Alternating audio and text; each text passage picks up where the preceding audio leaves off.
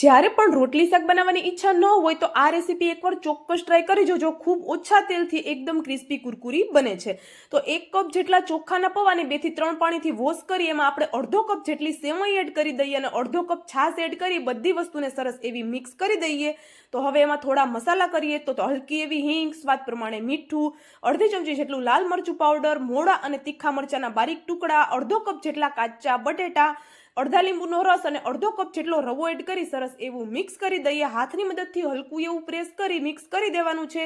આવી રીતે medium સાઇઝનો balls લઈ ગ્રીસ કરેલા તવા ઉપર આ રીતે હાથની મદદથી હલકું એવું આપણે એને પાથરી દેવાનું છે અને સ્પેચ્યુલાની મદદથી એનો ગોળ શેપ આપી દેવાનો છે. ઉપરથી કવર કરી આપણે એને 1 થી 2 મિનિટ માટે થવા દેવાનું છે અને પછી બંને સાઈડથી એ જ રીતે આપણે ક્રિસ્પી થાય ત્યાં સુધી શેકાવા દેવાનું છે. એકદમ ઝટપટ ક્રિસ્પી કુરકુરો અને ખાવામાં જોરદાર ટેસ્ટી એવો આપણો નાસ્તો તૈયાર છે. અને ડિટેલમાં રેસીપી જોઈતી હોય તો આઈ બટન પાસે લિંક આપેલી છે.